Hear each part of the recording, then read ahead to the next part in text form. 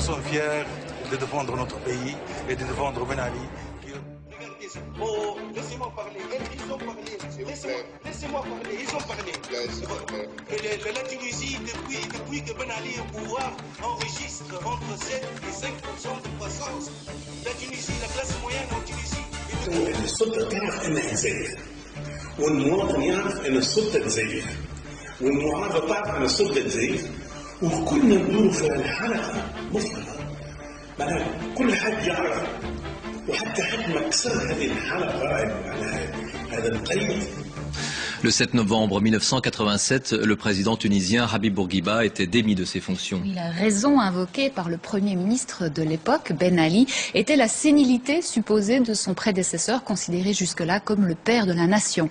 Ben Ali est devenu depuis le nouvel homme fort de la Tunisie et le pays s'apprête à célébrer l'anniversaire de ce que les Tunisiens appellent parfois le coup d'État médical. Les rues de Tunis et des autres villes du pays sont pavoisées de portraits de Ben Ali et partout des banderoles proclament que le président sera toujours le meilleur choix en 2009, anticipant une candidature de Ben Ali pour un 5e mandat présidentiel consécutif. Cet anniversaire est aussi l'occasion de se pencher sur la liberté d'expression qui en Tunisie est un droit souvent bafoué. Ainsi, l'avocat et défenseur des droits humains Mohamed Abou vient de passer 2 ans et demi en prison pour avoir comparé la torture subie par les prisonniers tunisiens à celle infligée à Abu Ghraib en Irak. Il est sorti de prison il y a 3 mois. Notre envoyée spéciale Fleur Ducet l'a rencontré. Mohamed Abou, vous êtes le symbole, l'incarnation de l'opposition en Tunisie. Vous avez passé 2 ans et demi en prison pour avoir exprimé librement votre opinion. Alors, quel regard portez-vous sur ces commémorations des 20 ans au pouvoir de Ben Ali? Lorsqu'on connaît que le régime tunisien évoque toujours ses qualités, ce qu'il a fait pour l'économie, pour le social, pour les libertés, etc. Et il ne cesse jamais de parler de ça. Il ne fait que ça. Il ne parle que des droits de l'homme, du respect des droits de l'homme, de la démocratie, etc. Et le même jour où il parle des droits de l'homme, du respect des droits de l'homme, il ne fait que les transgresser dans la rue. On a vu des répressions que même sous Bourguiba, on ne les a pas vues. Et depuis, ça continue. Donc c'est presque 19 ans ou 20 ans de dictature plus forte, une dictature plus forte que la dictature de Bourguiba. Et voilà, nous sommes là. Mais est-ce qu'on peut dire qu'en Tunisie, la démocratie est réellement possible? Alors qu'est-ce qui empêcherait la démocratie? Certains journalistes maintenant, essayant de protéger le régime tunisien, disent qu'on a peur de la démocratie, ça peut entraîner des troubles de l'ordre. Ce n'est pas vrai. Ce qui se passe ici en Tunisie, c'est la fermeture. Donc on oblige les gens, lorsqu'on lutte contre des gens comme nous, on les tabasse dans les rues, on essaie de les appauvrir, toucher leur famille, menacer leur famille, etc. Donc à mon avis, c'est le régime tunisien qui pousse par sa fermeture les gens à la violence. Mais si un jour il y aura une démocratie en Tunisie, et je pense que c'est une chose possible, jamais l'ordre en Tunisie ne sera troublé en quelque sorte. Si vous aviez un message d'avenir pour votre pays, ce serait lequel? Moi, je suis vraiment très optimiste, malgré la prison, même lorsque j'étais en prison, pour une simple raison. Maintenant, nous recevons presque 6 millions de touristes alors que nous sommes seulement 10 millions de citoyens en Tunisie. Donc nous avons appris à vivre avec les autres, les écouter, comprendre l'autre, etc. Donc, à mon avis, c'est le pays de la tolérance, ou du moins par rapport aux autres pays arabes. Mohamed Abou, grand merci. 20 ans de pouvoir, le régime tunisien marque l'événement. Il se félicite de cette stabilité qui profite selon lui à l'économie. Il est vrai que le tourisme tunisien continue à être un des plus florissants de la région. Il accueille de très nombreux Suisses. Les opposants n'en dénoncent pas moins un régime où la liberté d'expression est fortement réduite et où la police et les proches du président occupent un poids écrasant. Un exemple parmi d'autres avec ce reportage de nos envoyés spéciaux, Fleur Ducet et Yon Burwinson. C'est l'histoire du pot de terre contre le pot de fer. Le pot de terre, c'est lui, Mohamed Boubdeli. En 2005, il ouvre le lycée Louis Pasteur, mais aucun bachelier n'a pu s'inscrire cette année. C'est fermé, là on l'a ouvert pour vous. Le pot de fer, c'est le président de la Tunisie, Zinel Abedine Ben Ali. Le directeur du lycée et son épouse se disent victimes de népotisme. L'ordre de fermeture de leur établissement coïncide étrangement avec l'ouverture de l'école internationale de Carthage, dirigée par un membre de la famille Ben Ali.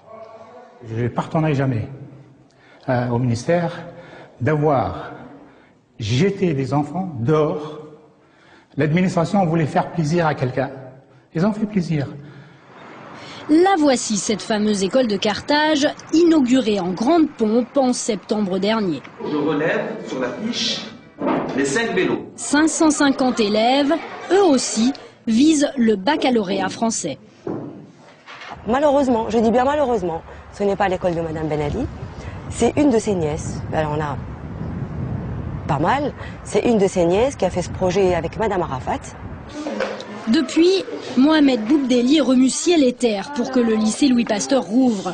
Mais les autorités lui reprochent une confusion juridique car il est également propriétaire de cet autre établissement scolaire. Notre devoir le plus absolu, c'est de protéger l'intérêt des enfants tunisiens. On ne peut pas quand même nous faire le reproche de vouloir appliquer la réglementation institutionnelle quand même. Cette mère, pourtant, aurait voulu inscrire sa fille au lycée Louis Pasteur. La nouvelle, bien sûr, m'a vraiment sidérée au départ. Et puis bon, on espère vivement que l'école puisse réouvrir très prochainement. Ils sont rares ceux qui osent dénoncer la mainmise de la famille Ben Ali dans l'économie tunisienne. Mohamed Boubdeli a essayé, mais en sachant pertinemment qu'il lui est impossible de prouver ce qu'il avance. Fleur Ducet, paradoxe, hein, un régime en partie clanique, très policier, et en même temps l'ordre, ça convient à une partie de la population. Mais vous savez, la majorité de la population vit relativement bien en Tunisie. C'est même un des pays qui a je dirais, le plus haut niveau de vie du Maghreb. 80% de la population fait partie justement de cette classe moyenne. Le niveau d'éducation est excellent.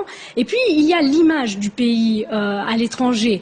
Regardez par exemple, les touristes suisses représentent 120 000 personnes par année. C'est immense, donc l'image est plutôt positive. Donc tout fonctionne relativement bien, pour autant que le citoyen respecte l'état de droit. Et ça, c'est très important, parce qu'aujourd'hui, par exemple, Ben Ali, qui fête son 20e anniversaire à la tête du pays, a annoncé qu'il allait favoriser le pluralisme, mais qu'on ne s'y trompe pas, les libertés d'expression est très très fragile dans le pays. Il s'agit plus d'une démocratie de façade, disons-le ouvertement. La face d'ombre, c'est le côté basse police. Hein. Bon révélateur, c'est la liberté très réduite des journalistes. Il y a quelques années, notre envoyé spécial Sébastien Faure avait été interpellé dans la rue. Et vous, comment vous avez travaillé ? Alors, on sent l'ambiance dès qu'on descend de l'avion. 3 membres de la commission de la communication externe nous attendaient sur place pour nous donner un petit peu les règles à suivre durant ces tournages.